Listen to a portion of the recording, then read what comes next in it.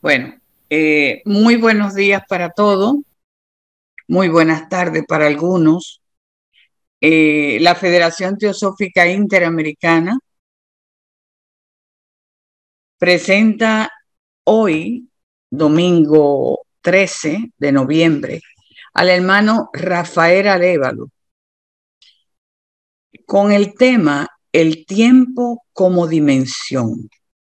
Vamos a pasar los micrófonos a la hermana Lucila para la invocación y después presentar al hermano Rafael Arévalo formalmente.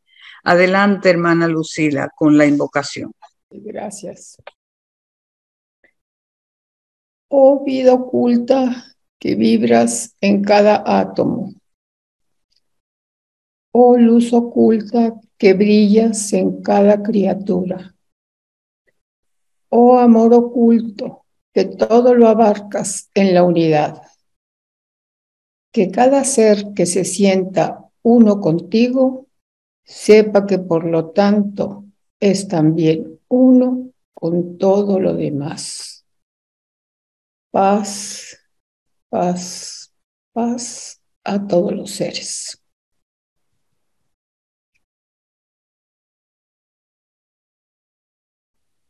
Gracias, Maglia. Gracias, hermana. El hermano Rafael Arévalo es miembro de la Sociedad Teosófica en El Salvador. Un hermano muy cooperador con nuestro trabajo. Ha dedicado su vida al conocimiento de las letras y estudia teosofía, y su mayor deseo es estudiar la literatura de la hermana HPB.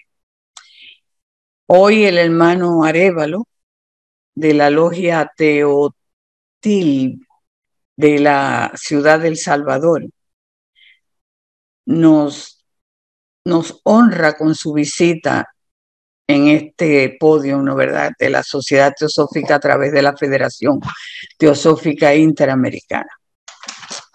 Con esta charla tan hermosa, el tiempo como dimensión. Hermano Rafael Arévalo, los micrófonos en este momento son suyos. Adelante.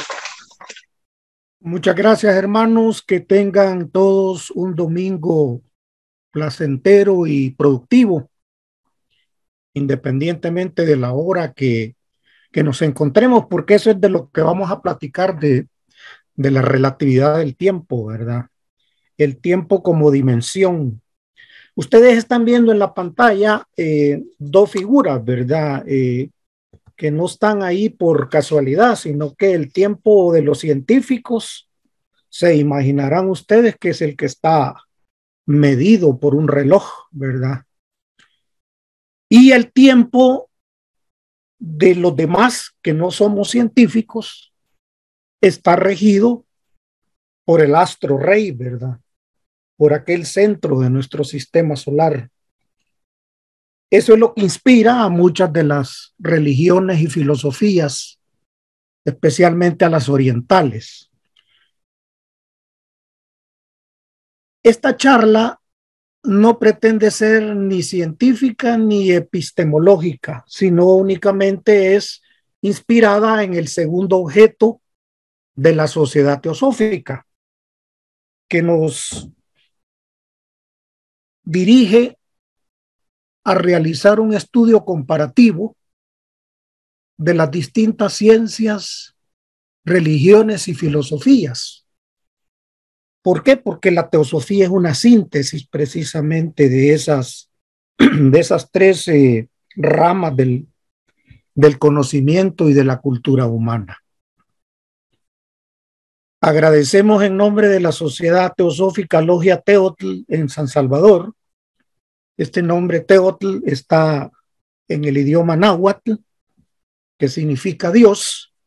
Agradecemos la oportunidad que se nos facilita para poder llevar este mensaje, que lo hacemos con fraternal aprecio y respeto para todos ustedes. Aquella casita blanquita que está allá es nuestra logia, ¿verdad? es nuestro templo, donde nos reunimos periódicamente para nuestros estudios. Y esta es una fotografía de un evento que en algún momento se celebró allá en San Salvador. Como lo mencioné, pretendo hacer un estudio comparativo, ¿verdad? O por lo menos una presentación comparativa entre 4 visiones. Primeramente, la de nuestra instructora Elena Petrovna Blavatsky en la doctrina secreta, que nos habla en cierta amplitud de lo que significa el tiempo para la teosofía o para la doctrina secreta. Abordaremos un poco los puntos de vista de Albert Einstein, que sería como el tiempo científico, ¿no? También abordaremos a un connotado filósofo francés, Henri Bergson, quien precisamente mantiene un debate con Einstein sobre la caracterización o la conceptualización o la idea del tiempo. E interesantemente, Henri Bergson se acerca o se aproxima más a la visión de Blavatsky que a la de Einstein.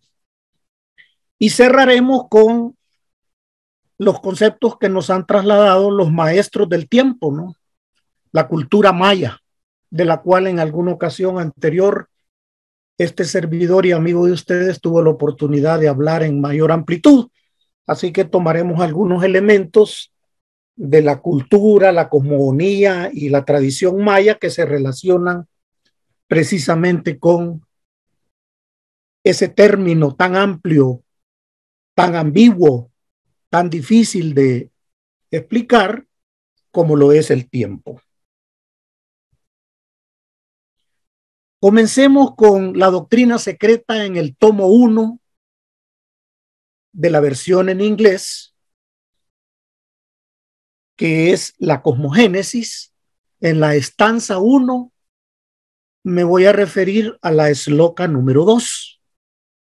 Y dice así: el tiempo no existía, pues yacía dormido en el seno infinito de la duración. Los invito a que reflexionen sobre esta esloca, sobre esta afirmación, porque es de las pocas ocasiones en que HPB utiliza la palabra tiempo. Su término más usual es duración. Duración, según otros autores, como lo veremos más adelante, se relaciona con devenir, con movimiento y con cambio. El término favorito, diría yo, de Blavatsky, después de algunos años de estudiar su literatura y su mensaje, es duración. Y muy pocas veces en la doctrina secreta vamos a encontrar que ella se refiera en amplitud al tiempo. En este momento lo está haciendo. Nos dice que el tiempo no existía, pues estaba dormido, yacía dormido en el seno infinito de la duración. Es mi parecer que nos está hablando de un pralaya, ¿no? De un momento en que todavía no hay manifestación. Veamos si eso es lo que ella nos está indicando, pasando a las eslocas que rodean a la número 2. En este momento ya tenemos la número 2 siempre del lado derecho. El tiempo no existía, pues yacía dormido en el seno infinito de la duración. Y tenemos la número 1 y la número 3, que acompañan, digamos, en los primeros párrafos de la estanza 1 de Cosmogénesis a esta que nos ocupa esta mañana o este día domingo. Dice la primera esloca que el Eterno Padre es el espacio, ¿verdad? Envuelto en sus siempre invisibles vestiduras, había dormitado una vez más por 7 eternidades, ¿verdad? Por 7 rondas, por la constitución septenaria de toda la manifestación y también del pralaya universal y cósmico, ¿verdad? Y la 3 dice que la mente universal tampoco existía, pues no había lo que Madame Blavatsky explica en Censar, el ají para contenerla. Y qué interesante que en ese caso del ají o ají se refiere a los estados de conciencia, al pensamiento, a la voluntad y al sentimiento comprendidos en las denominaciones que todos conocemos, ¿verdad? Como pensamiento, voluntad y sentimiento. Aji en Censar, aj y en sánscrito significa serpiente, Dayan Shohanes, serpientes sabias o dragones de sabiduría. Es decir, que es esa figura, ese símbolo, el que nos trae los estados de conciencia. Simbólicamente, la mente universal se presenta, digamos, emerge con la llegada de los Dayan Shohans de la manifestación. Ahora los invito nuevamente a reflexionar en la Sloka 2, que está en ese mismo contexto. El tiempo no existía, pues yacía dormido en el seno infinito de la duración. Y en ese mismo estanza hay un comentario de Blavatsky que quizás es el más importante de toda esta charla. El tiempo entre comillas, es solo una ilusión producida por la sucesión de nuestros estados de conciencia en nuestro viaje a través de la duración eterna. Es decir, el tiempo no existe donde no existe conciencia en que pueda producirse la ilusión, sino que yace dormido. Y cierra el comentario diciendo, el presente es solamente una línea matemática que separa la parte de la duración eterna, que es lo que prevalece, la duración eterna, el devenir, el cambio, el movimiento, separa aquella parte de la duración eterna que llamamos el futuro de la otra parte que llamamos el pasado. Yo lo voy a leer rápidamente, pero los invito a que ustedes lo interioricen. El comentario. El tiempo es solo una ilusión producida por la sucesión de nuestros estados de conciencia en nuestro viaje a través de la duración eterna. No existe donde no existe conciencia en que pueda producirse la ilusión, sino que yace dormido. El presente es solamente una línea matemática que separa la parte de la duración eterna que llamamos futuro de la otra parte que llamamos pasado. Modestamente, tiempo habrá una vez haya Manvantara. En Pralaya habrá duración eterna, duración infinita, en la cual yace dormido el tiempo hasta que aparece la manifestación. También de los comentarios de Blavatsky he extraído esto. La sensación que experimentamos de la realidad de que el tiempo está dividido, de la división del tiempo, digamos en horas, en meses, en años, que se conocen como presente, nos llega de la impresión de la momentánea vislumbre o, aún más importante, de vislumbres sucesivas de las cosas que nuestros sentidos nos comunican. Al pasar dichas cosas de la región de lo ideal que denominamos el futuro a la región de los recuerdos, a la que le damos el nombre de pasado.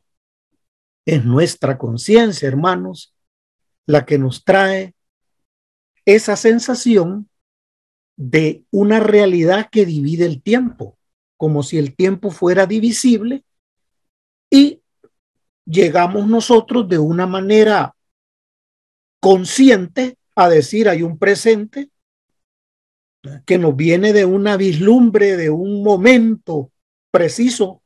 En este momento estamos en el presente. Y hace un momento, cuando estábamos meditando la invocación, estábamos en el pasado.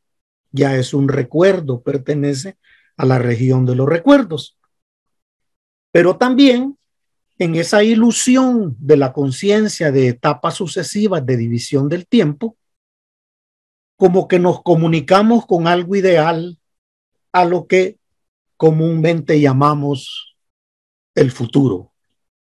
Hubo un poeta que dijo: el pasado solo son recuerdos, el presente es fugaz y el futuro no existe.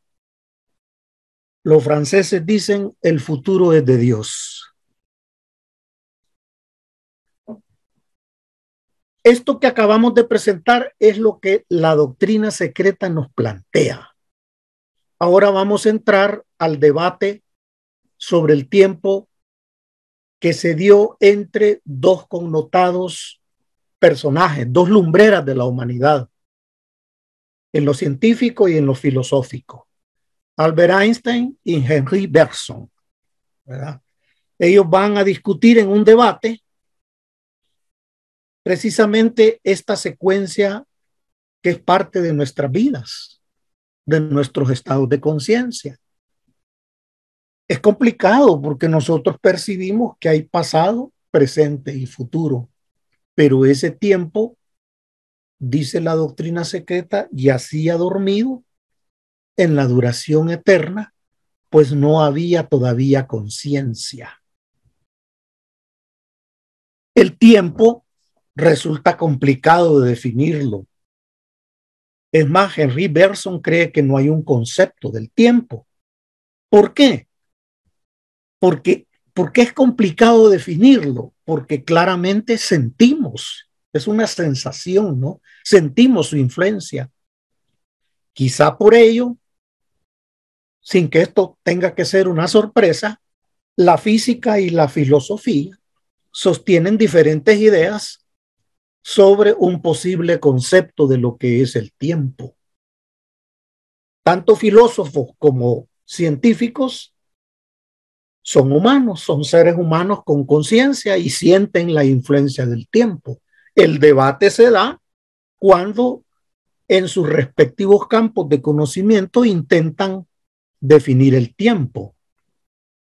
Rápidamente, ¿quién era Einstein? Pues él nace en Ulm, en Alemania, el 14 de marzo de 1879 y fallece en Princeton ya en los años del siglo XX, ¿no? En 1955 en los Estados Unidos. Es un físico alemán de origen judío, quien se nacionalizó posteriormente como suizo, como austriaco y como estadounidense.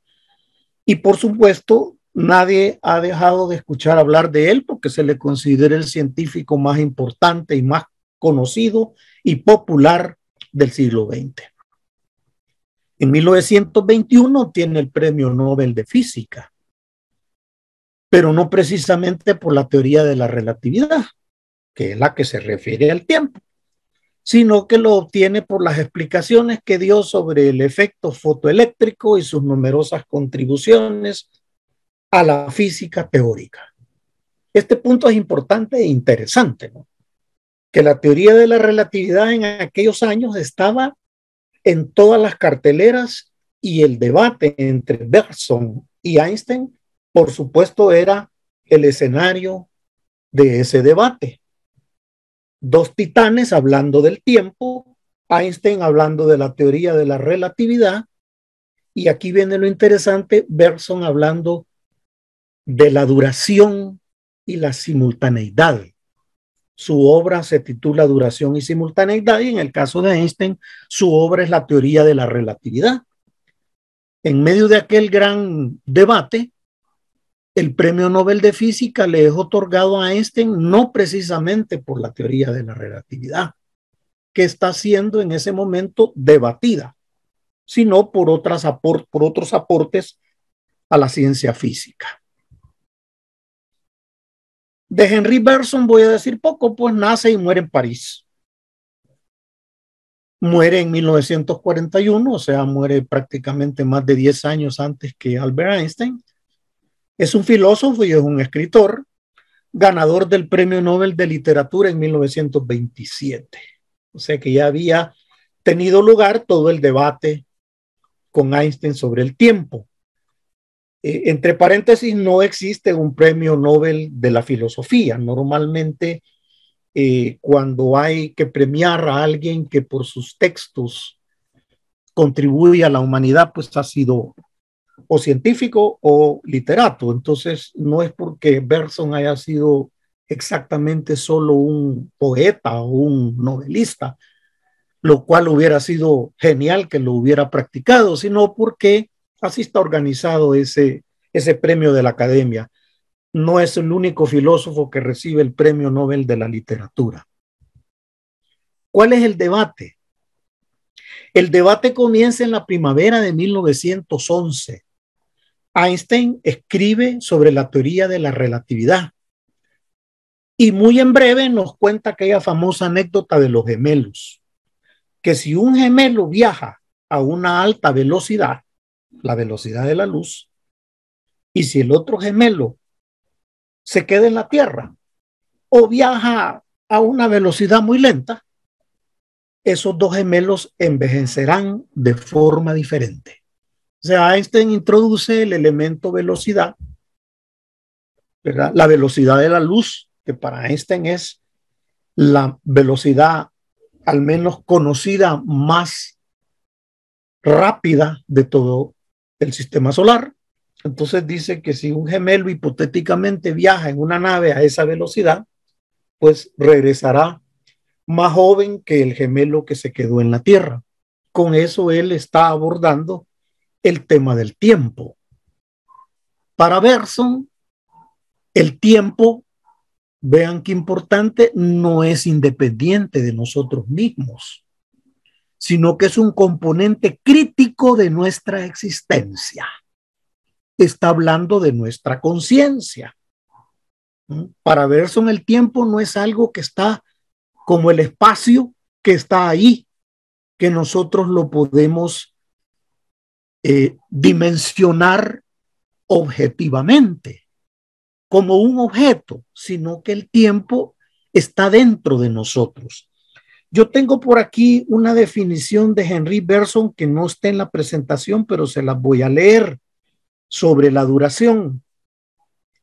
Dice Henri Bergson que en su forma verdadera, en su forma interior, la duración es la sucesión de nuestros estados de conciencia, muy similar a lo que propone Blavatsky.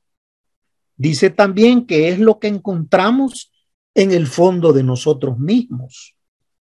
Cuando nos miramos, cuando nos permitimos vivir la vida de la conciencia, la vida interior. Henri Bergson, de una charla de un libro de charlas sobre el tiempo. Vuelvo a la presentación. Aquí viene la crítica. Para Bergson, cuando la relatividad, la teoría de la relatividad de Einstein coordina eventos que están dentro de un marco de referencia con un reloj en el mismo marco, esto resulta falso. Como comparación, pues no se está correlacionando los eventos en el presente, sino con respecto a un objeto en el ahora. ¿Cuál es el objeto? El reloj. No se está realmente correlacionando el gemelo que se fue y el gemelo que se quedó, sino que lo que se está correlacionando en el presente es lo que un reloj, que es un objeto, marca. Y para Bergson, el tiempo no era independiente de nosotros, no es un objeto, sino que es un componente crítico de nuestra existencia, de nuestra conciencia. Me encanta cuando dice de lo que tenemos en el interior de nuestra vida interior. El objeto es el reloj que nos da una señal, pero ¿acaso nos proporciona un significado? Además, ¿cómo relaciono la supuesta relación espontánea entre un objeto, que es el reloj, y los eventos? Los relojes ayudan a identificar los momentos, pero no nos ayudan a una comprensión más allá del tiempo. Esencialmente, Henry Bergson rechaza un enfoque que sea solamente materialista sobre la realidad. Es decir, el reloj es un objeto del mundo material. Aquí comienza él a elaborar la idea de que el tiempo es subjetivo también y no solamente puede ser enfocado desde un punto de vista materialista. Considerando cómo la naturaleza es siempre cambiante dentro de la realidad, aquello que en el budismo lo conocemos como el anicca, ¿verdad? Uno de los principales estados que el budismo nos refiere, todo cambia, anicca, no hay nada absoluto, es todo relativo. Asignar valores a las cosas solo será útil sobre una base temporal, es decir, una vez que un evento sucede y eso es caput. Según tal teoría, el pasado es algo que no volverá a suceder. Para Bergson, esto es importante en el contexto de la memoria. ¿Por qué? Porque la memoria invoca eventos para nosotros pasados. Yo voy en mi auto conduciendo y voy pensando en lo que me sucedió ayer o hace un año. Voy en el presente poniendo atención a la calle por la que me conduzco, como el hermano Shui que venía ahí en un periférico atravesando la Ciudad de México y va pensando en el futuro inmediato, pues en lo que va a suceder cuando llegue a su destino. Bergson deriva que la memoria, tanto como la percepción, no son realmente diferentes, sino solamente una cuestión sobre lo que sucede en un momento determinado.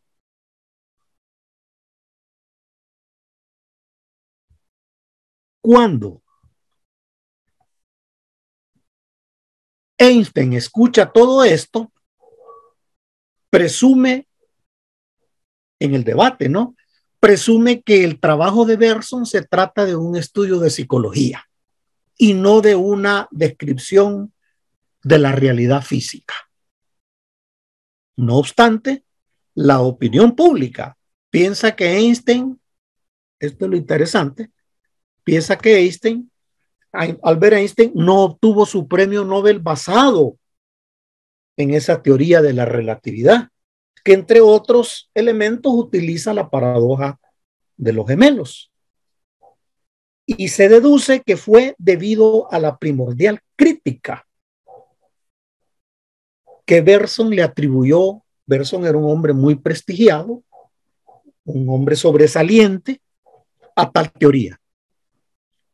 ¿Cuál fue la crítica que Bergson le hizo? Que esa teoría más bien es un predicado de filosofía de ciencia, o sea, epistemológico, más allá de que pueda ser un postulado físico, un postulado de la realidad. Bergson le dice, mire, leámoslo, aceptémoslo, pero lo vamos a ver como un predicado epistemológico, es decir, epistemología, filosofía del conocimiento científico, pero no es un postulado que se pueda probar físicamente como una explicación de una realidad. El 6 de abril de 1922, Einstein conoció a un hombre a quien no habría de olvidar.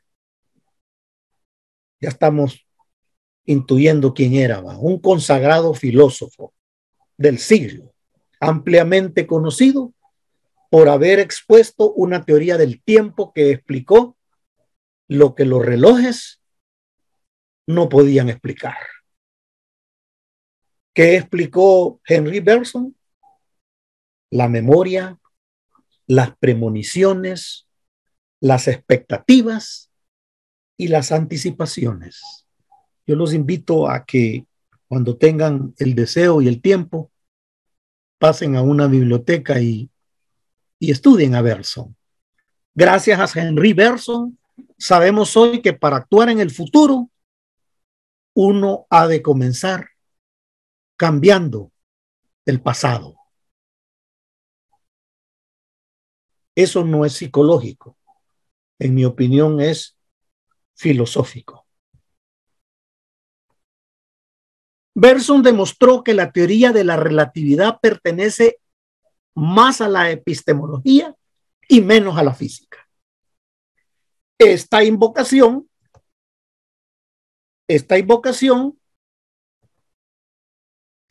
de Bergson causó en el presentador del premio Nobel aquel punto a su favor. Hay un discurso en que claramente el presentador del premio Nobel, cuando le dio el premio Nobel a Einstein, hizo referencia a esta crítica. El filósofo que hizo una carrera ilustre pasó la vida explicando que el tiempo no se comprende únicamente desde la lente de la ciencia. Habrá de entenderlo como él, de manera persistente y siempre consistente, insistió filosóficamente. El tiempo hay que explicarlo no por un reloj ni por dos gemelos, sino hay que explicarlo filosóficamente y por la conciencia y la vida interna de nosotros. Henry Bergson escribió la obra Duración y Simultaneidad. Él ocupa ese término, duración y simultaneidad, la cual inspiró los comentarios y acompañamiento de otros pensadores. Uno muy reconocido fue un señor de apellido Poincaré, un francés que lo acompañó. Ese libro aborda bajo el concepto duración, que es el concepto, en mi humilde opinión, más utilizado por Madame Blavatsky, la descripción de aspectos del tiempo que no pueden ser aprehendidos, capturados, medidos cuantitativamente. La duración nos da algo más allá que lo que el tiempo cronológico, el tiempo científico, el tiempo del reloj, el tiempo del calendario, de la agenda, que ya son las 4, que ya son las 5. El concepto de duración nos da una descripción de esos aspectos del tiempo que están más allá de lo que no es cuantitativo. Claro, en el momento en que vivió Bergson, fue calificado por esas ideas de espiritualista, anticientífico y prominente representante de un avivamiento moderno del ocultismo. Miren qué importante, ¿verdad? Bergson se habrá sentido mal por eso. Yo pienso que no. Yo pienso que a él no le molestaron estas palabras, como a ningún teósofo le molestaría que le digan espiritualista. Si tengo que ser anticientífico, pues soy anticientífico y prominente representante del avivamiento moderno del ocultismo. ¿Por qué les he colocado los 3 reyes magos ahí? Porque recuerdo una ocasión en que un sacerdote católico estaba discutiendo con unos alumnos, yo estaba presente. Los alumnos dijeron los reyes magos y el sacerdote, muy molesto y muy enfático, les dijo: esos no eran reyes, Esos eran magos, nada más. Y vine yo de intrépido y le dije, pues mejor para ellos que no eran reyes. Y sí eran magos, porque para ser rey solo se necesita heredar. Para ser mago se necesita conocer. Entonces, con insultar a Bergson diciéndole que era uno de los reyes magos, pues creo que no lograron su objetivo. Einstein, y aquí vamos a un punto de fondo teosófico para ambos, para Einstein y para Bergson. Nos quedaremos en este punto de vista que tiene fondo teosófico. Einstein buscaba obsesivamente la unidad en el universo. También buscaba que la ciencia podía revelar las leyes inmutables de la forma más simple posible. Veamos el punto de vista de Bergson. Bergson, en contraste, clamó que la novísima característica del universo era el cambio eterno, sin fin. Para Bergson había que enfocarse en la complejidad y en las inconsistencias, mientras que Einstein buscó la consistencia y la simplicidad. Hermanos, aquí hay un punto, una frontera bastante gris, ¿verdad? Voy a regresar a Einstein. Buscaba la unidad del universo. Nosotros en teosofía tenemos nuestra concepción de esa unidad. También tenemos nuestra concepción de leyes universales. Pero en este contexto que estamos hablando, hay un debate. Y Bergson clamó algo que también está contenido en la teosofía. Por eso la teosofía es la síntesis de las ciencias, religiones y filosofías. Bergson decía que la novísima característica del universo no era la estabilidad, era el cambio eterno, un cambio sin fin, que nos llevaba a enfocarnos en la complejidad, en las inconsistencias, en la geometría de fractales, si ustedes quieren, no en la geometría euclidiana con ángulos rectos. Buscó Einstein la consistencia y la simplicidad. Bergson buscó, por decirlo de esta manera, el inverso. Vamos terminando lo que se refiere al debate entre estos dos lumbreras del pensamiento humano. La pregunta es, esta teoría, ¿el tiempo es circular o es lineal? Y me inspiro en una frase de Jorge Luis Borges, el gran escritor argentino. Con el tiempo te das cuenta qué es el tiempo. Veamos la cosmovisión maya, que un poco la habíamos abordado hace algunos meses cuando este hermano y amigo de ustedes presentó una charla sobre los mayas. El tiempo es animado y es formado por unidades discretas tangibles que representan un calendario de 365 días. Los mayas lo ven a lo largo de un calendario. Las características de cada día, eso lo vimos en la charla anterior, son fijadas por otro calendario. Este primero le llaman el Aab, el de 365 días, y el Cholquij o Solquín por un oráculo de 260 días, que recordarán ustedes que era un calendario de 13 meses de veintenas, de 20 días cada uno, que es proyectado sobre el tiempo. Tanto el tiempo como el oráculo son pensados entre los mayas como dioses, como logos, que se alternan en un orden fijo y cíclico. Y no son una magnitud física abstracta.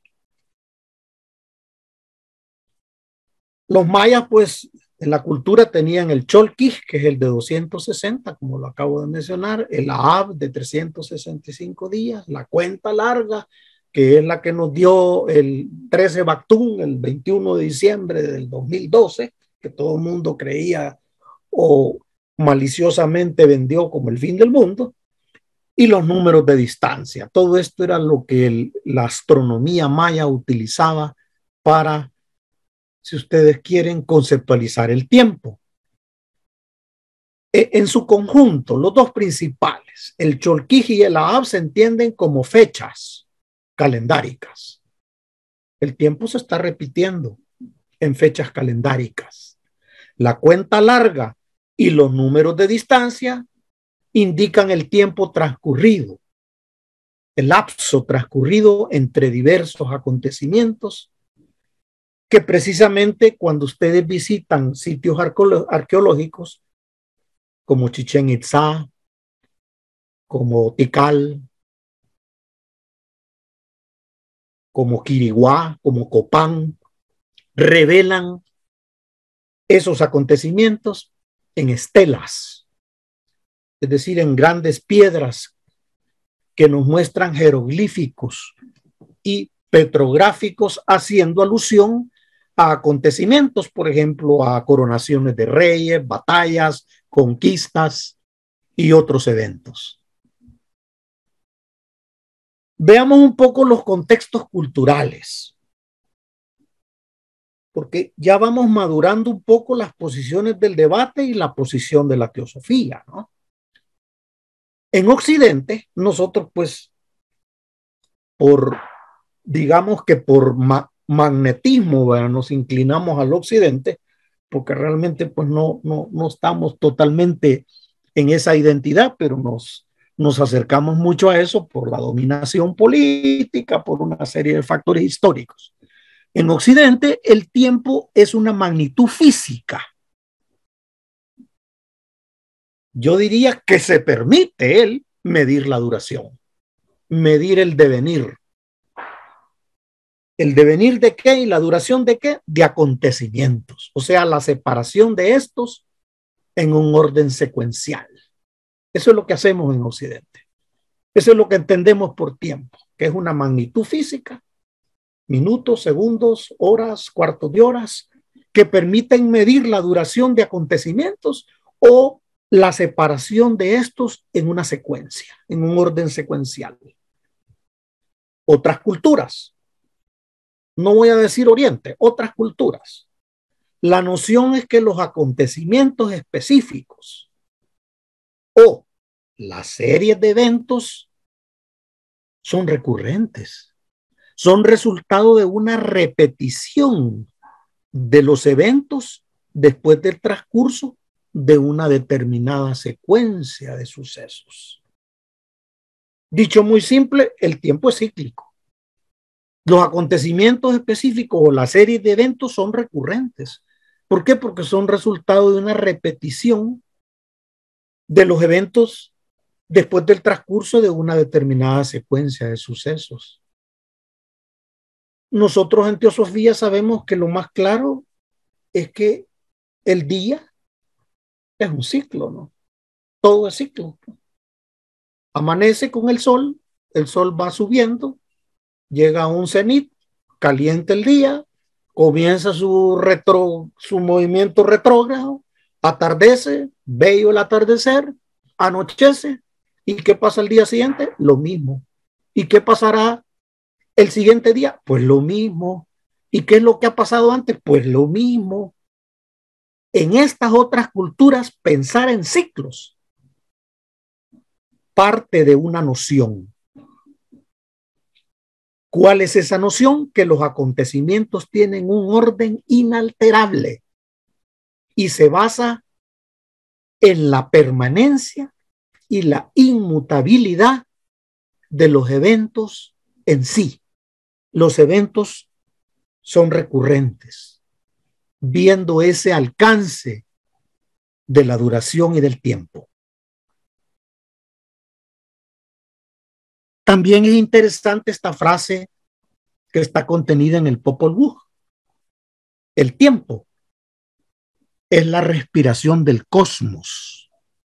Pongamos atención porque no dice que es la respiración del universo, sino la respiración del cosmos. ¿Y cuál es la diferencia entre el cosmos y el universo? Nosotros estamos claros que el cosmos se refiere a los planos superiores, a las esferas, a lo que está presente durante un pralaya. Cuando llega la manifestación, o sea, el Manvantara, entonces surge el universo. Los mayas no dijeron que el tiempo es la respiración de la manifestación, sino que el tiempo es subjetivo. El tiempo es la respiración de los planos superiores, es la respiración del cosmos, es la respiración, si ustedes así lo quieren, de la realidad subjetiva. Una vez se establece un hecho, este se repite periódicamente dentro de una secuencia infinita de ciclos consecutivos. Nada se crea, nada se pierde. Los cambios son manifestaciones de los ciclos. Y en esos ciclos, ¿qué pasa con los acontecimientos? Los acontecimientos hacen, deshacen y rehacen de forma perpetua. Brahma, Shiva y Vishnu.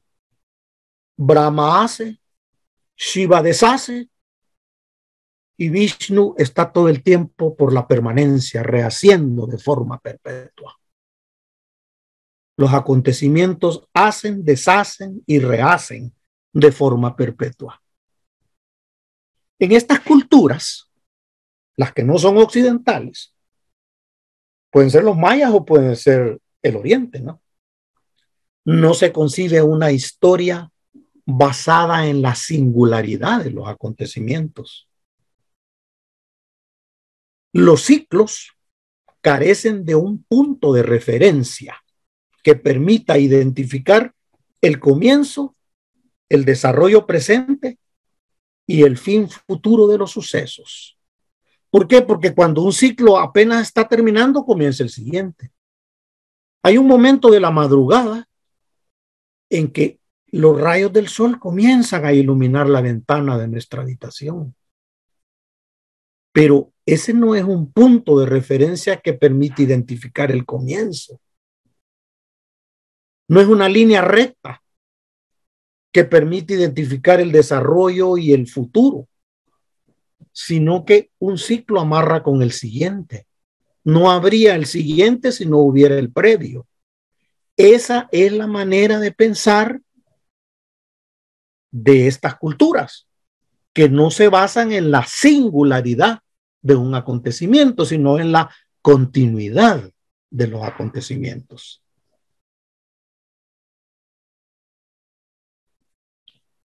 Tenemos una hermosa pirámide de Tikal, como pudo haber sido en la época en que coloreaban, ¿no? Que tenían mucha arte para los colores extraídos de las plantas naturales. En las culturas con pensamiento cíclico, la historia de los acontecimientos se repite.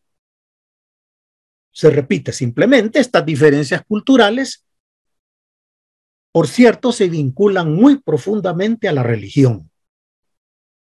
En culturas de pensamiento lineal, lo que se ha forjado es la creencia de un ser divino, todopoderoso, que trasciende el mundo humano, existe y vive fuera de nosotros. En las culturas de pensamiento cíclico se desarrolla una religión inmanentemente cosmológica, inherentemente cosmológica. Venimos de los planos superiores y no una religión que nos trasciende, una religión de carácter trascendental, como es en el pensamiento lineal del occidente, donde el ser todopoderoso, el divino, nos trasciende a nosotros, nos supera. Existe fuera, Él tiene allá su propia oficina, su propia habitación. Todo acontecimiento está ligado a una causa tangible. En las culturas de pensamiento cíclico existe una relación causa-efecto que se explica observando el entorno natural y el entorno social. No hay necesidad de ir muy lejos. La característica más importante que distingue la religión en las culturas cosmológicas es la creencia en la existencia de logos, de logoi en plural, ¿no? De seres sobrehumanos o dioses, fuerzas naturales que crean la manifestación. Y esos dioses corresponden a cada fenómeno. Que ese fenómeno podrá ser natural como la lluvia, podrá ser cultural como el maíz, como el trigo, podrá ser social como el ordenamiento, las razas, las castas, y a todos esos dioses se les rinde culto. Quizá por ello es más sensato hablar de culturas politeístas que de religiones politeístas. ¿Por qué? Porque esos dioses están presentes y manifestados en todos los aspectos de la vida de esos pueblos, de esas civilizaciones. El tiempo es considerado un ente animado. Por ejemplo, el sol. Entre los mayas quichés, el Quinishahao, él actúa por un impulso propio. El tiempo no es una magnitud física abstracta, sino que es el testimonio de la presencia de dioses específicos en el espacio que permiten al hombre mesoamericano enfrentar su fragilidad a través de los ciclos de los dioses que dominan el tiempo. El tiempo es primeramente cíclico y es el resultado de las actividades de los dioses en el espacio que comparten con el hombre. El hombre se tiene que poner, pues, al talón con esto, ¿no? Tiene que, para poder vivir, tiene que enfrentar su fragilidad natural frente a las actividades que los dioses hacen, ¿verdad? Con el tiempo cíclico, en el mismo espacio que comparten. Ahau. Ahau es luz, fuego universal, iluminación, conciencia. El sol para muchas civilizaciones del pasado siempre significó simbólicamente la vida, la prosperidad, la sanación, un protector contra los demonios del mundo de las tinieblas. Para los mayas, el sol era quien garantizaba la vida y las cosechas. La presencia plena de ese astro en las mañanas era el mejor augurio para todos los habitantes de las diferentes comunidades del pueblo maya. Ahau King o Quinishahao era el dios del sol en la cultura maya. Los mayas no adoraban la presencia solar, sino adoraban el espíritu que esa presencia solar representaba. Adoraban el logos del sol y no solamente la bomba de gases que vemos cada mañana. Las creencias que hay en el eterno retorno, que en otro plano, por cierto, nos habla el filósofo Nietzsche, ¿no?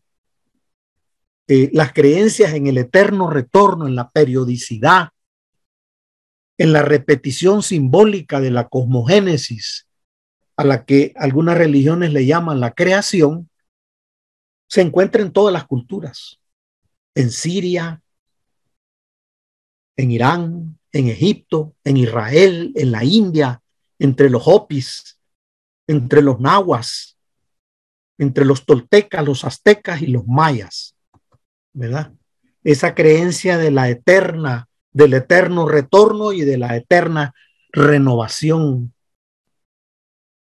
Y yo le agregaría esto para desagrado de los romanos católicos, no de los católicos romanos, porque los católicos romanos son los feligreses, sino cuando yo me expreso de los romanos católicos me refiero a los jerarcas. Para desagrado de ellos, el Apocalipsis bíblico interpreta el fin del mundo como una renovación de la humanidad. No es un final, es una renovación. Cuando nos dice que los muertos resucitarán y surgirá un hombre nuevo. ¿Por qué? Porque va a prevalecer la duración eterna, la vida eterna. Los romanos católicos no lo divulgan y no lo aceptan. Por ende, los católicos romanos no se percatan. La evolución nos va dando las pautas. La naturaleza lo va haciendo. Cuando las jirafas tenían el pescuezo más corto, comían de ciertas ramas. Cuando se van elevando, tienen también que comer. Voy a ir cerrando con esta gran escritora que es Margaret Atwood, que nos da otro punto de vista. Ella nos dice que al final nos convertimos todos en historias, ¿verdad? Todos somos historia, ¿verdad? Y vamos a hacer entonces ya una síntesis sobre ese término tan ambiguo, tan debatido, que es el tiempo. Una síntesis entre teosofía, ciencia, filosofía y cosmovisión de los mayas y un poquito de sabor de Margaret Atwood. El tiempo no es una línea, sino una dimensión, dice, como son las dimensiones del espacio. Una medida puede ser cíclica, puede ser milimétrica. ¿Cuáles son las dimensiones del espacio que nosotros, desde un punto de vista euclidiano, aceptamos? Bueno, las tres dimensiones se basan en ángulos rectos, ortogonales del espacio. Las conocemos como altitud, longitud y profundidad. Normalmente cuando se aplican al mundo material se miden en centímetros, en metros, en pies y otras medidas. Nosotros pretendemos con esas tres dimensiones medir el espacio, el Padre Eterno. Y con el reloj, el calendario y otros elementos, pues pretendemos medir la duración y la llamamos tiempo. Por eso la charla pues se pregunta si el tiempo puede ser visto como una dimensión. El tiempo que para la física, y eso lo saben ustedes mejor que yo, muchos de ustedes, he escuchado charlas de muy alta calidad sobre la ciencia y la teosofía. El tiempo para la física viene a ser la cuarta dimensión, o sea, la cuarta medición. Pues un objeto que se mueva por el espacio lo hará a lo ancho, a lo alto, a lo profundo, pero también lo hará en un trayecto que se llama tiempo. Para las cuatro dimensiones, la pregunta es, ¿se mide el ancho, la altura, el largo de una habitación? ¿Y se puede medir la duración y la simultaneidad de los eventos?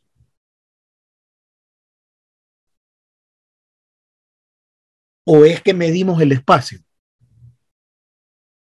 ¿O tanto la duración como el espacio son subjetivos y no los podemos medir con objetos como el metro y el reloj?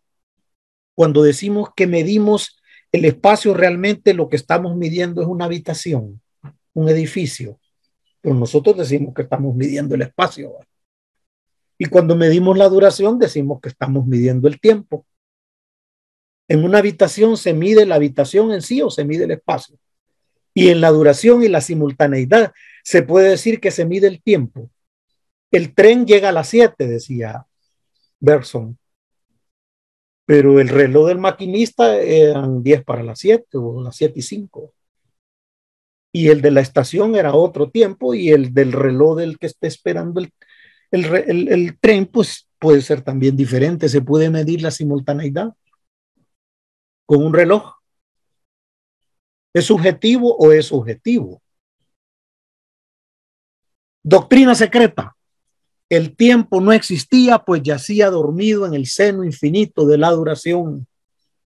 El tiempo es solo una ilusión producida por la sucesión de nuestros estados de conciencia en nuestro viaje a través de la duración eterna. Y no existe donde no existe conciencia en que pueda producirse la ilusión, sino que yace dormido. El presente es solamente una línea matemática que separa la parte de la duración, que es eterna, que llamamos el futuro, de la otra parte que nosotros le llamamos el pasado. ¿Qué es, por ejemplo, el tiempo, sino la sucesión panorámica de nuestros estados de conciencia?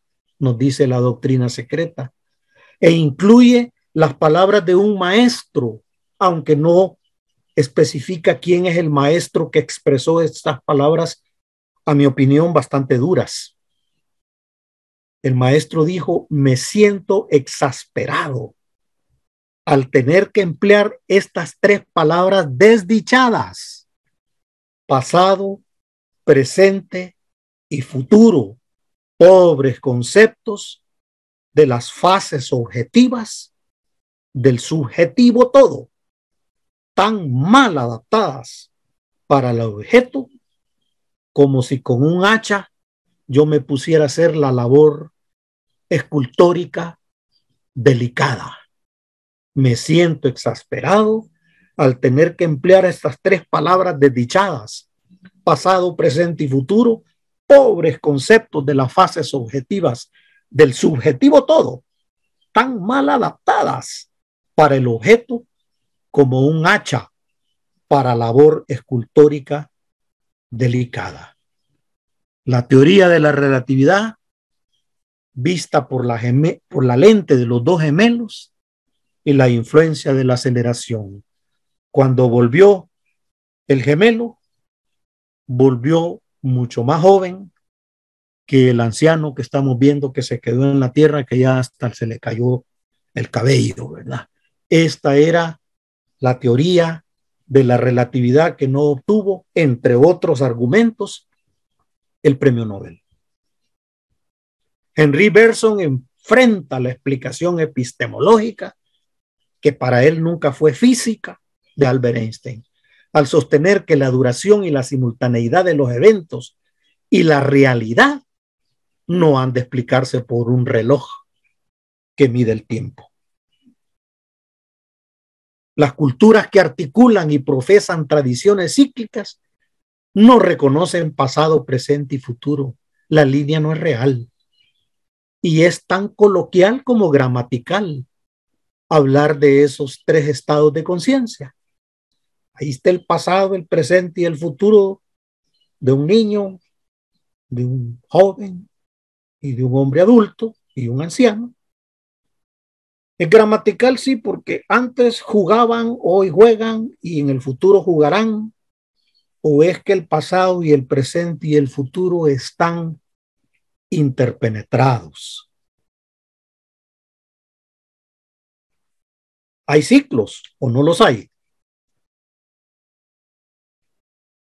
Si no vivimos en este planeta, pues tal vez, ¿verdad? Diríamos que no hay ciclos, pero hay ciclos en la biología, hay ciclos en la geología, por eso hay terremotos, ¿no?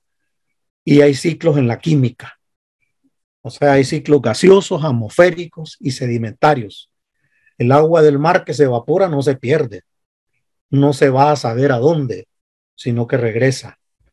Y la lluvia que cae se vuelve a reincorporar a las nubes o se queda en el océano, cumpliendo el ciclo del agua. ¿Cómo se fue poblando la tierra? bueno, las actividades cotidianas sobre la Tierra no se hubieran podido realizar si el hombre no hubiera hecho una observación sistemática del tiempo. La primera y la mejor evidencia que probablemente el hombre original presenció es la secuencia de que hay día y hay noche. Y en medio del día y la noche, pues hay otras que yo les puedo llamar mediodía, media tarde, las 3 de la tarde, las 5:30, ¿verdad? Científicamente ese factor se expresa por los equinoccios, 2 periodos cada año en que los días y las noches equivalen a 12 horas. Fue así, según la filosofía esotérica, que se originó el cálculo del tiempo.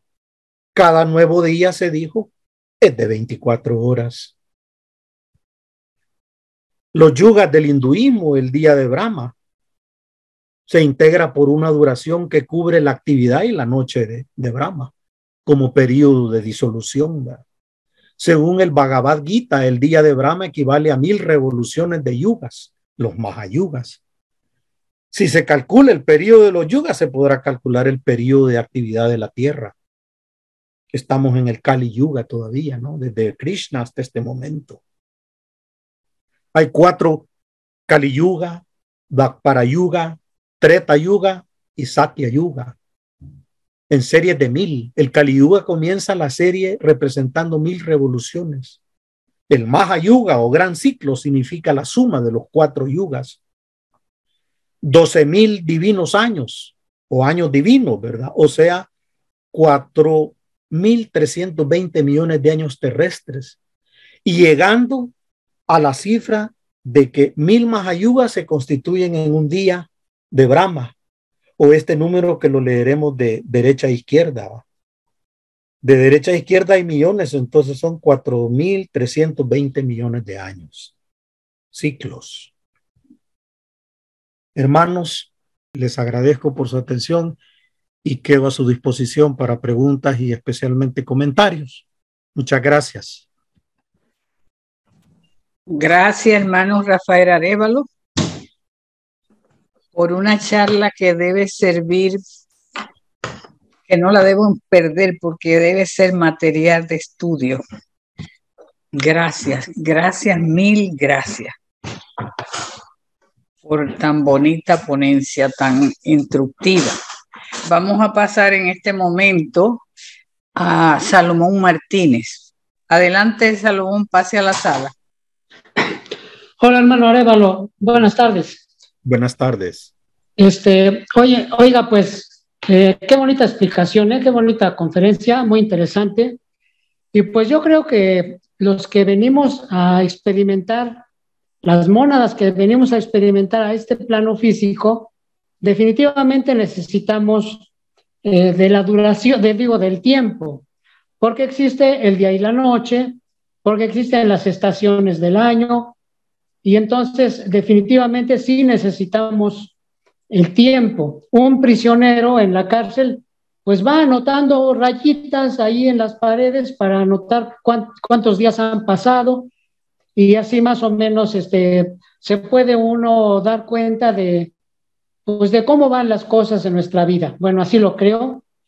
Y entonces, mi pregunta es, hermano, el tiempo lo medimos nosotros porque tenemos una conciencia humana, pero también creo yo que los animales y las plantas también miden esos ciclos, ese ciclo de día y noche, porque por ejemplo las aves cuando se hace tarde, pues ya van a su nido a recogerse, y entonces en la mañana muy temprano, cuando está amaneciendo, ya despiertan y es un nuevo día para ellos también. Las plantas igualmente, especialmente algunas de ellas, sus flores apuntan hacia el sol, y algunas abren sus pétalos cuando es de día y luego los cierran de noche. Entonces, todos los que estamos manifestados necesitamos de la medición de ese tiempo. También una pregunta sería, hermano, ¿los minerales también sienten esa diferencia del día y de la noche o no? Bueno, a eso íbamos. Esos reinos que usted mencionó, que son conscientes, ¿verdad? Las plantas, los animalitos anidan en cierta época, cambian de lugar. Yo iba también a mencionarle que las placas tectónicas también tienen conciencia. Para Madame Blavatsky no existe la química inorgánica. Todo es orgánico, todo tiene vida, todo tiene conciencia.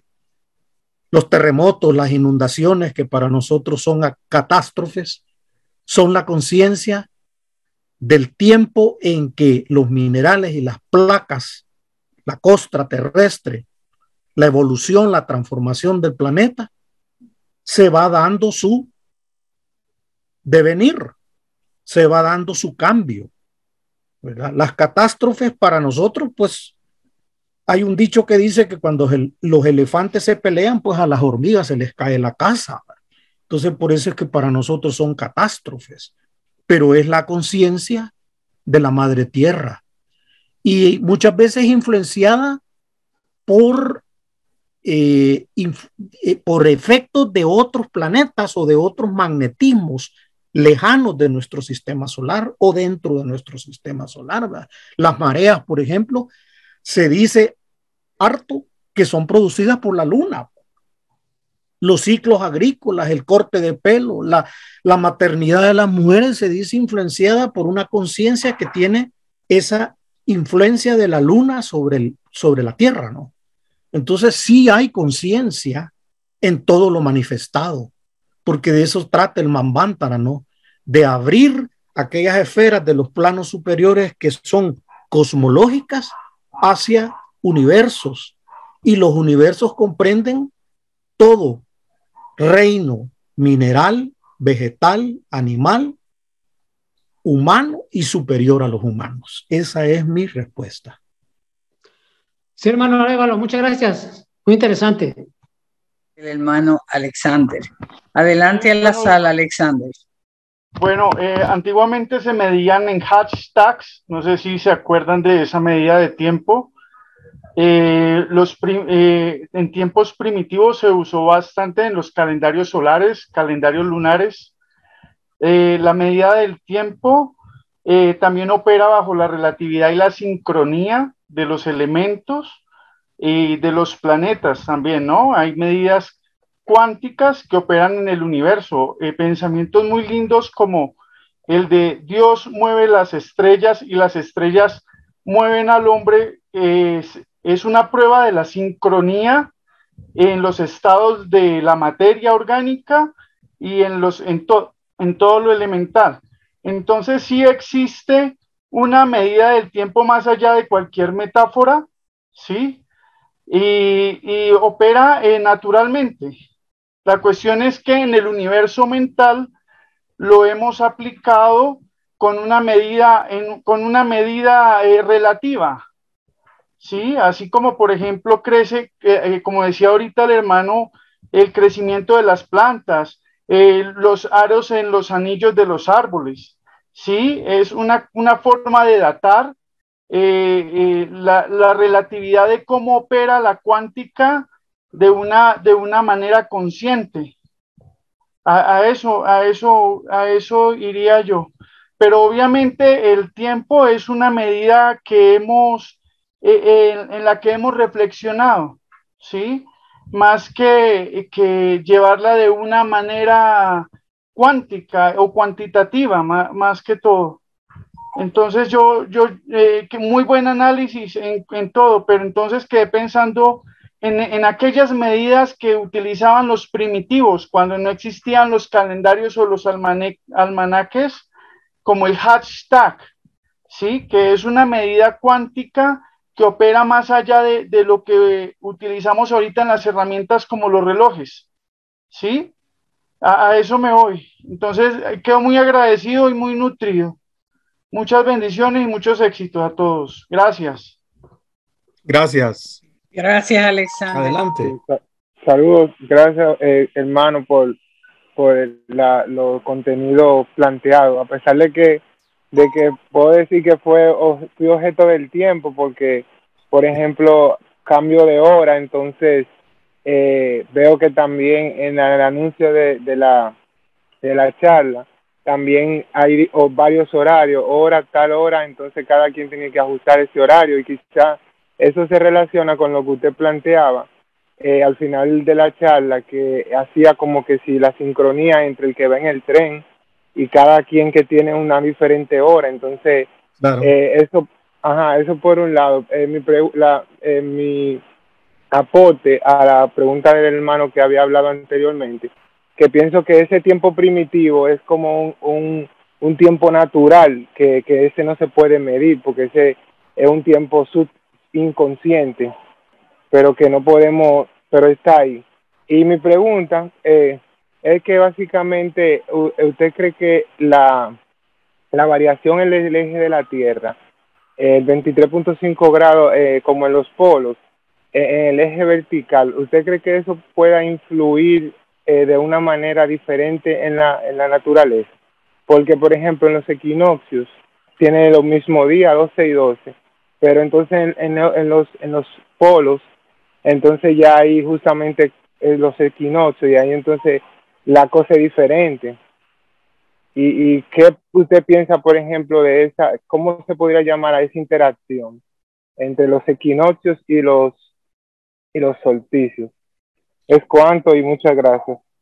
Muy bien, yo creo que usted se está refiriendo al cambio del eje de la Tierra como aquel fenómeno conocido tanto de la filosofía esotérica como de la ciencia como precesión de los equinoccios, que es la modificación que no la sentimos, pues, porque no es escandalosa, ¿verdad? Ni es un cataclismo del eje de rotación de la Tierra, que va determinando cada periodo cíclico, otra vez, ¿no? Cada vez el nuevo, digamos, amanecer de otra era, ¿no? Entonces, la precesión de los equinoccios se ha calculado en 26.000 años, una cosa aproximada, ¿no? Que lo que va precisamente definiendo son esas grandes etapas que entre los mayas y los aztecas se llamaban cuentas largas, ¿verdad? Aquellos periodos de 5.000 años que definían las eras, ¿verdad? Pero también en la India están esas grandes eras y muchas de esas tienen que ver con la precesión de equinoccios, es decir, con la modificación del eje de la Tierra. Hoy en día se está utilizando esa herramienta muy valiosa para determinar incluso la edad de ciertas pirámides y de ciertos sitios arqueológicos que por facilidad se decía tienen 3.000 años, tienen 2.000 años, ¿verdad? La arqueología clásica. Y luego que se descubre que todos estos sitios están alineados con los polos y con el movimiento estelar, se descubre pues que estaban alineados pero a otra era, a otra, digamos, definición de equinoccios y solsticios, ¿verdad? Entonces, aún eso va entrando en un cambio cíclico, pues porque eso quiere decir duración, devenir, quiere decir movimiento, quiere decir cambio, nada es permanente, todo está cambiando. Lo que sucede es que hay cosas que cambian simultáneamente, inmediatamente, y otras cambian pues a plazos que nosotros no los podemos más que medir matemáticamente, como lo hacían pues muchas civilizaciones, entre ellas los mayas y los egipcios, ¿no? Que calculaban periodos a los cuales no perteneció su propia vida y civilización, sino que fueron periodos anteriores y que iban a sobrepasar la edad que ellos estaban seguros que iban a estar presentes en la Tierra, ¿no? Solamente a través de la abstracción matemática y del movimiento de los equinoccios, de la precesión de equinoccios, fue posible que esas mediciones llamadas cuentas largas se pudieran efectuar, ¿no? Y se pudieran heredar, digámoslo de esa forma, para las futuras razas, futuras eras, futuras generaciones que los tomaran para poder entender este tema que se llama duración, que se llama devenir, que es eterno, pues que está permanentemente sucediendo, ¿no? Y que el hombre, pues por ordenamiento, porque si no, yo diría, se volvería loco, tendría que dividir en horas, en pasado, presente y futuro, en meses, en calendarios, ¿no? para poder trabajar cosechas, poder trabajar eventos, poder trabajar acontecimientos muy mundanos, muy de su día a día, que se necesitan poner bajo cierto sistema, ¿no? Pero el tiempo, la duración en sí, como lo acaba de mencionar el hermano, es algo natural, es algo ampliamente subjetivo que al hombre le urge objetivar para poder tener una adaptación de sus actividades dentro de el periodo de vida que le corresponde pasar dentro del planeta. Porque Albert Einstein, cuando fija la teoría de la relatividad, no pone como base la resistencia, sino la electricidad por velocidad sobre la masa. Creo que es así, ¿no? Sí. Sí. Entonces, ¿en dónde figura la resistencia? ¿Qué es lo que soporta toda esa fuerza? Bueno, sin duda, usted lo está mencionando, que él no lo incluyó. Esto como que viene a fortificar la posición de Bergson, pues que era más epistemológico el planteamiento, el predicado, que puramente físico, pues como que a la física le faltó ahí. Por eso fue que el premio no le fue otorgado por esa teoría de la relatividad, que por cierto hay una teoría simple y una teoría amplia de la relatividad, que habría que estudiarlas a fondo y quién sabe si todos nosotros tengamos la posibilidad o la capacidad, porque son términos abstractos, físicos y matemáticos, pues, pero sí se le criticó por esto, pues, porque no explicaba la realidad en su totalidad. Tenemos a José Luis, por favor, pase adelante a la sala. Sí, José Luis. Sí, bueno, Rafael, muchas gracias por la charla, muy interesante. Bueno, yo quería preguntarle sobre física cuántica, pero bueno, me dice que no tiene el concepto. Lo que pasa es que en la física cuántica los tiempos tienen otra dimensión, ¿no? Pero de todas formas aprovecho la oportunidad para preguntarle sobre el tiempo a nivel espiritual. ¿A qué me refiero? Como decía Salomón, las mónadas ven pasando las existencias, las experiencias, y posiblemente a ese nivel, a nivel de nuestras mónadas, no existen los años, porque yo entendería que esto funciona a nivel de estado de conciencia, ¿no? Nuestras mónadas tienen que ir evolucionando, tenemos que hacerlo además en forma grupal, y posiblemente a ese nivel ya el tiempo tiene otra dimensión u otro entendimiento, ¿no? Entonces quería saber su opinión al respecto. Gracias, Rafael. Sí, definitivamente es lo que Blavatsky habla de la duración, ¿no? Que la duración es eterna, ¿no?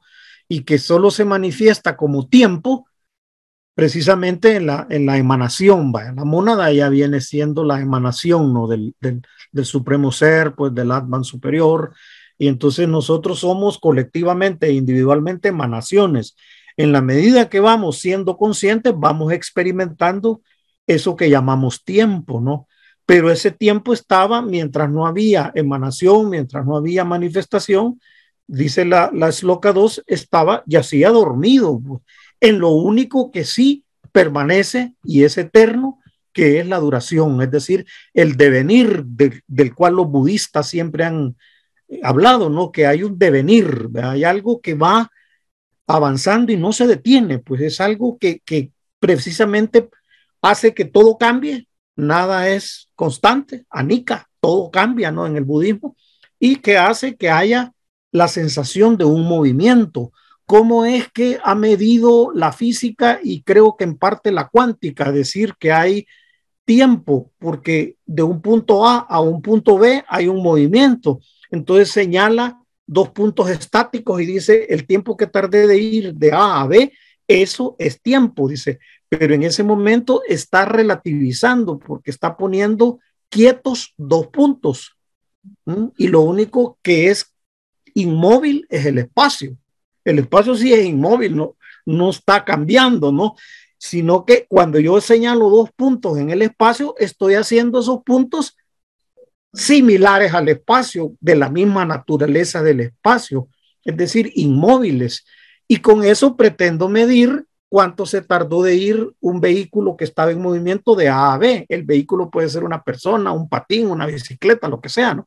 Pero es una abstracción que se está haciendo para poder definir un tiempo artificiosamente, pues. Artificiosamente porque se está ocupando un artificio del espacio, que es poner dos puntos inmóviles para decir, si yo de aquí para acá me tardé 5 minutos, pues eso es el tiempo, 5 minutos, ¿va? Pero el tiempo realmente no dejó de suceder. El tiempo siempre, el devenir, pues la duración siempre estuvo ahí, ¿no? Siempre estuvo ocurriendo, siempre estuvo sin detenerse. Yo soy el que lo detengo artificiosamente como científico, como ser humano, como primitivo que vivía en las cavernas, en fin, como conciencia, para poder decir que lo mido. El hermano que nos hablaba de las plantas, sí, las plantas miden eso desde su nivel de conciencia. Probablemente la planta no tiene un concepto. Nosotros los humanos somos los que queremos establecer un concepto. Le llamamos hora, minuto, cuando eran relojes de arena, cuando se terminaba la arena y le dábamos vuelta. ¿Me entiendes? Nosotros, el hombre, es el único ser consciente que tiene la capacidad de conceptualizar, es decir, de abstraer, ¿verdad? Entonces, el tiempo es el único fenómeno, dice Bergson, en el universo que no está sujeto a conceptos. Que lo hacemos, sí, lo hacemos por necesidad, por urgencia, porque necesitamos ordenarnos, ¿no? Pero realmente el tiempo no es conceptualizable, dice él, ¿no? Afirma él en sus obras, pues el tiempo realmente no sabemos qué es, pues. Solo lo sentimos en nuestras vidas, es una sensación que tenemos por el cambio que vamos teniendo, ya sea como personas, como paisaje, como plantas, como cualquier otro elemento de la manifestación. O sea, por eso es que Blavatsky dice, el tiempo yacía dormido mientras no había conciencia. Una vez aquel puntito dentro del círculo que ella representa en cosmogénesis, el primer puntito, el logos 1, el primer logos, se manifestó, ahí comenzó el tiempo. Espiritualmente hablando, que era la pregunta que José Luis planteaba, ¿no? Gracias, Rafael. Gracias, José Luis, por tu pregunta, muy buena. Y gracias, hermano Rafael. Adelante, Wilma, pase a la sala. Gracias, Magali. Primero, hermano Rafael, muchísimas gracias. Realmente fue una experiencia, un viaje sumamente interesante y enriquecedor. Le agradezco muchísimo. En realidad no es una pregunta, solamente quiero agradecerle que me ha dado más, realmente, que me ha hecho dos cosas. Despertado una curiosidad, que eso es muy importante, y me propongo a investigar a Bergson. Me encanta todo lo que usted nos ha dicho. Y bueno, para mí ha sido también esto de la duración y del tiempo, un tema sobre el que he reflexionado mucho. Y cuando la hermana Magali nos dijo, un poco en broma, que no había preguntas porque todo estuvo muy claro, yo me sonreí un poco porque el tema es muy complicado para mí. Pero usted lo presentó de una manera, hermano, muy didáctica. Entonces, esto de que el tiempo, la duración es eterna. Eso es algo que para mí es muy importante en este momento para entender la duración. Y en cambio, como Bergson mismo nos dijo, el tiempo no es conceptualizable, usted usó esta palabra, ¿no? Entonces, puedo entender ambos, aunque en este mismo momento no puedo, no encuentro las palabras, pero quiero agradecerle porque se hizo una luz muy linda y tengo que meditar, tengo que reflexionar y estudiar. 1.000.000 de gracias, hermano. Y también un comentario. Yo vivo en Cochabamba, Bolivia, Sudamérica. En esta parte del continente, la cultura que encontraron, digamos, fuerte, viva, los europeos al llegar a esta parte fue la de los incas. Bueno, se dice incas, también hay errores históricos en los nombres, ¿no? Pero fue esta la cultura que encontraron y por eso tenemos una lengua viva desde hace tanto tiempo, que es el quechua, que está no solamente en Bolivia, está en Perú, en la toponimia de Colombia muchísimo. Me ha impresionado cuando estaba visitando Colombia tantos nombres quechuas, porque esta era una cultura expansiva. Era expansiva y dominaba y asimilaba a quienes conquistaba, ¿no? Lo mismo pasó con el Ecuador.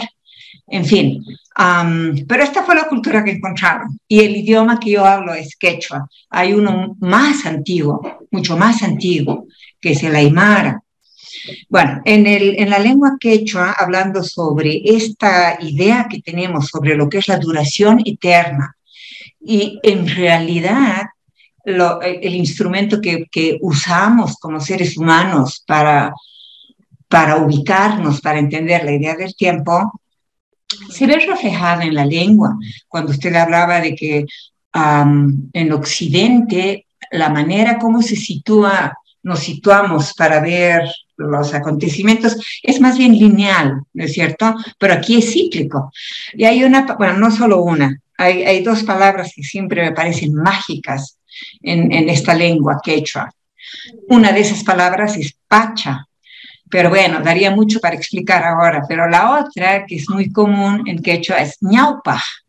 La palabra sola ñaupa indicaría algo como la duración. Lo interesante es que con la palabra ñaupa, primero, el quechua es una lengua que es sufijada, funciona con sufijos. Se construye con sufijos y esto le va dando significado. Ok, lo interesante de ñaupa es que puedo usar ñaupa, para mí eso es prácticamente la duración. Si le pongo el sufijo manta y pronuncio ñaupa manta, estoy hablando de algo que ya pasó y pudo haber pasado hace muchísimo. Pero es un sufijo añadido a la palabra ñaupa. Es un sufijo añadido. Si yo digo ñaupajman, estoy añadiendo el sufijo man, todavía es la palabra ñaupa. Y el sufijo man le va a dar el sentido de ir hacia adelante. Y realmente toda la concepción es totalmente cíclica. Ahora, ni que le digo de la palabra pacha, que en realidad está tanto en aymara como en quechua, tiene un fondo espiritual y filosófico tan enorme que realmente habría que tomar mucho más tiempo para explicarlo. Pero me resultó sumamente interesante y le agradezco muchísimo, hermano Rafael, y sería un regalo volver a escucharlo. Muchísimas gracias. Gracias. Lucila, por favor. Gracias. Dice, ¿cree que con el paso del año el tiempo pueda cambiar para beneficio o perjuicio de la humanidad? Es la primera pregunta. Y luego hay otra. El tiempo siempre ha sido un factor muy importante y sobre todo preocupante. ¿Por qué el tiempo se está yendo muy rápido cada vez? Es la segunda pregunta. Muy bien. Sobre la primera, yo diría pues que el tiempo se manifiesta en la evolución. Aquello de que si va a ser mejor o va a ser peor, lo dejo neutral. Pues. Es evolución, pues. Es evolutivo, ¿no? El ser humano hace 18 millones de años se divide en dos sexos. ¿Verdad? La raza lemur pasa a tener dos sexos después de haber sido andrógeno el ser humano, ¿no? Pero la primera civilización, dice Blavatsky, o la primera raza tal como la conocemos, no fue exactamente la lemur, ¿verdad? Sino que fue el Atlante, ¿no? Ya se parecían un poco más a nosotros, ¿no? ¿Y desarrollaron qué? Pues desarrollaron ciertas capacidades. Después viene la raza aria a desarrollar lo mental, ¿no? Y entonces, si es mejor o peor, pues ya es digamos, es una valoración moral, pero que es evolución, o sea, el tiempo en lo que se va reflejando, en lo que se va manifestando, la duración, el devenir, más que el tiempo, pues, porque el tiempo es el que sentimos nosotros, es en la evolución, pues. Y recordemos que la evolución también es cíclica, pues. La evolución va subiendo, primero va descendiendo en involución hasta llegar a la máxima materialización y luego a través de las rondas va espiritualizándose hasta que lleguemos de nuevo a la séptima ronda, porque ahorita nos encontramos pues en la cuarta ronda, en la quinta raza y en la quinta subraza, ¿no? De aquí que subamos a la sexta subraza y a la séptima para poder llegar a la siguiente ronda, pues falta tiempo, falta duración, y esa duración va a ir dando un proceso evolutivo. Cuando se corone en la séptima ronda, pues pasará, dice la doctrina secreta, y lo dicen también otros autores que recrean el tema, a otras esferas, pues a otros sistemas, a otras cadenas planetarias. Ahora, ¿por qué el tiempo lo sentimos más rápido? Esa es una sensación que todos la tenemos, especialmente en los últimos años, ¿no? Yo eso siento que es algo subjetivo, pues nosotros ahorita estamos en noviembre ya, pues, y hace muy poco estábamos en agosto, ¿no? Y hace muy poco estuve en tal lugar, y hace muy poco estaba yo impartiendo o recibiendo tal beneficio o tal problema. ¿Y cómo pasa el tiempo? Yo tengo una hija que hace un año se casó, entonces, ¿y cómo fue que el año se nos pasó, verdad? Es una sensación porque esto que nosotros experimentamos como tiempo, lo dijimos al principio, y lo dijo Blavatsky, lo dijo Bergson, es subjetivo, está dentro de nuestra vida interior, ¿verdad? Es parte de nuestra vida interior, de nuestra conciencia, ¿verdad? Como algo que nos da la sucesión de acontecimientos, pero somos nosotros los que percibimos que está yendo más rápido. No sabría yo responder así categóricamente, o de verdad el tiempo se está acelerando, pero ¿qué significa que el tiempo se está acelerando? La duración sigue, la duración siempre ha estado ahí. ¿Qué es lo que se está acelerando? Los minutos, las horas, los calendarios, ¿verdad? Aquellos instrumentos, aquellos objetos que dice Bergson, que son materiales con los cuales nosotros pretendemos, ¿verdad? Y hacemos un gran esfuerzo por medir la duración, por medir el devenir. ¿Por qué lo sentimos más rápido? Pues es una pregunta bastante inalcanzable, pues porque es una sensación y ya veo que la tenemos muchas personas. Tal vez una persona que está postrada, una persona que está en la cárcel, siente diferente, ¿no? Es relativo, ¿no? La persona que está encarcelada pues siente que el tiempo va muy lento porque le faltan 6 años todavía por permanecer tras las rejas, ¿no? En cambio nosotros que estamos en libertad, gozando de salud, gozando de actividad, queriendo hacer muchas cosas, uno tiene un dicho que dice, no me alcanzó el día. No me va a alcanzar el día para hacer todo lo que voy a hacer, todo lo que tengo que hacer. Entonces priorizo, ¿verdad? ¿Por qué? Porque nosotros estamos en constante actividad y los domingos en la tarde, por eso son para muchos de nosotros hasta cierto punto extraños y tediosos, pues, porque como no estamos en actividad, nos sentimos un poco como desesperados, sentimos que el domingo en la tarde, o sea, este día, tiene una duración mayor que la que tiene un día lunes, un día martes, un día viernes, que estamos en total actividad. Así te respondería yo, Lucila, mi opinión. La pregunta la hizo Patricia Chávez Camero. Muy bien, Patricia. Muy gracias.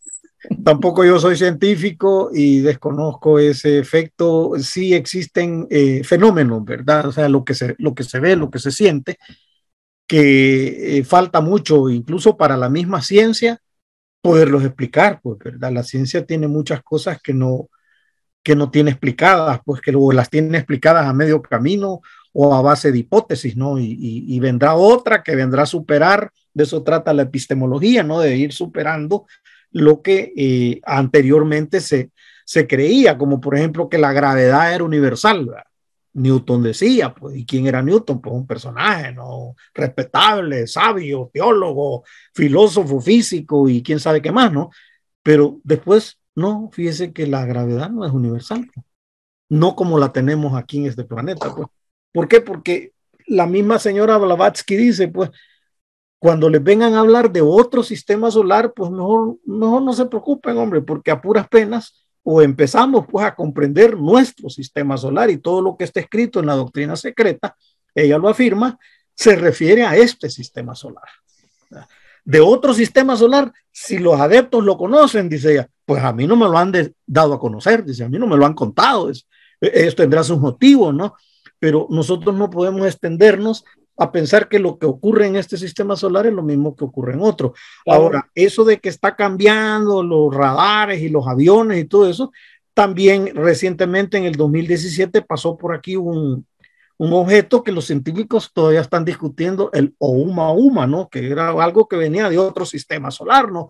Y que pasó frente al Sol y le dijo adiós al Sol, pues el Sol no lo atrajo, no lo absorbió en su fuerza de magnetismo que tiene el Sol, cuando lo normal, si hubiera sido un asteroide o otro tipo de cuerpo de los conocidos, era que ese cuerpo se tenía que barrer contra el Sol, ¿no? Sino que ese cuerpo pasó enfrente, saludándonos, ¿verdad? Y pasó enfrente de la Tierra, lo detectaron en un telescopio en Hawái, y hasta la fecha lo único que dice la ciencia es dos posibles hipótesis, ¿verdad? O que era un objeto proveniente de otro sistema solar que obedece a otras leyes, o aún más temerario, pues que podía ser un objeto artificial, pues era una especie de sonda o de nave que venía encubierta en una forma de cigarro, atravesando nuestro sistema solar, y que hace rato, pues desde el 2017, hablando de tiempo, estamos en el 2022, pues hace 5 años vino, de seguro ahorita pues anda por otro sistema, ¿no? Entonces sí hacen falta muchos fenómenos, muchos efectos que la ciencia no los puede explicar, pues. Y nosotros, pues, como estudiantes de teosofía, podemos encontrar mucha verdad dentro de la doctrina secreta, pero Madame Blavatsky lo dice, limitado al sistema solar en que nosotros habitamos. Que sería la última pregunta, si el hermano nos los permite. Adelante. Adelante, Milce. Sí, más que una pregunta es un comentario. Primero, agradecerle a Rafael porque realmente además un tema muy interesante que nos llama a todos, tratar de comprender y como que nos ha dado puntas para poderlo investigar, ¿no es cierto? Y otra cosa que quería hacer un comentario, pero como cosa aledaña, quería advertir que cuando uno busca una información en Internet, uno tiene que tratar de buscar las distintas campanas de algo, porque a veces es difícil encontrar si realmente algo es una fuente buena. A veces hay información que se le dice que es científica y en realidad no es científica para nada. Entonces, nosotros como investigadores, estudiantes de teosofía, tenemos que intentar encontrar la verdad, digamos, no quedarnos con una primera información, digamos, de todas las cosas, ¿no? Esto era una cosa aparte que se me surgió y bueno, y aprovechar esto a felicitarlo a Rafael y agradecerle. Bueno, pues gracias, Emilce. Perdón, y esta mano no la puedo negar porque es el chico Mande. Así es que me excusa, Rafael, vamos a darle la oportunidad al hermano Enrique. Al hermano Boss. Muy rápido, Magali. No se preocupe, coja su tiempo. Igual las felicitaciones, como todos, por tocar un tema tan complejo. Les puse ahí el libro que yo creo que de ahí tomaste un poco de la introducción a la metafísica de Bergson. El segundo capítulo es donde trabaja todo el tema de la duración y luego lo hace de una manera bellísima. No, lo que quiero comentar es que algunas cosas no se pueden resolver todo con la física. También tenemos que resolverlo con la filosofía y también con las aproximaciones teológicas, aunque estén ya muy desviadas y complicadas.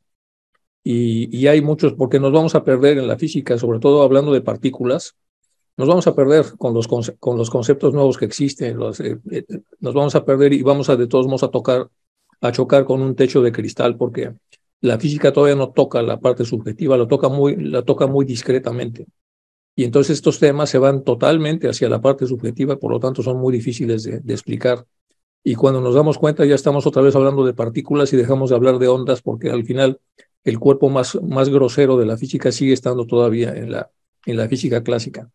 Y nuestro pensamiento también es lo que quería comentar. Entonces ha sido muy buena la discusión. Y bueno, pues otra vez felicidades, Rafael, qué bueno que nos ayudas con estos temas tan complicados. Y estoy de acuerdo con Emil, hay también que vigilar los temas, estos cuando los estamos bajando de Internet. Gracias, Magali, perdón por la interrupción. No se preocupe. Todas las aportaciones son maravillosas y como el tiempo no existe, así es que estamos en un eterno presente, pues todo está bien.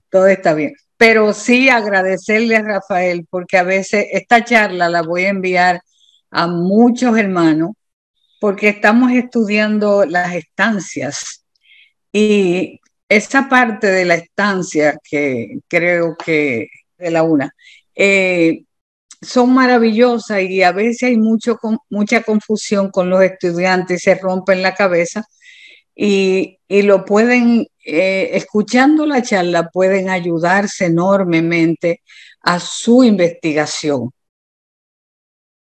Investiguen, como dijo Blavatsky, investiguen, hagan comparables, hagan analogía, no se queden estáticos, por favor, como lo ha hecho Rafael en este momento, estas comparaciones que ha hecho, que son muy productivas y nos ayudan enormemente. Y me alegro de tu carcajada cuando yo dije, wow, todo estuvo tan clarito. Bueno, pero es un tema para estudiarlo, analizarlo, compararlo. Y mi gratitud, Rafael, mi gratitud al servicio que presta a todos los hermanos que nos unimos por la Federación Teosófica Interamericana. Nuestra gratitud a ti y a todos los hermanos de la logia Teotil. Aprendí a decir el nombre. Gracias, hermano, gracias.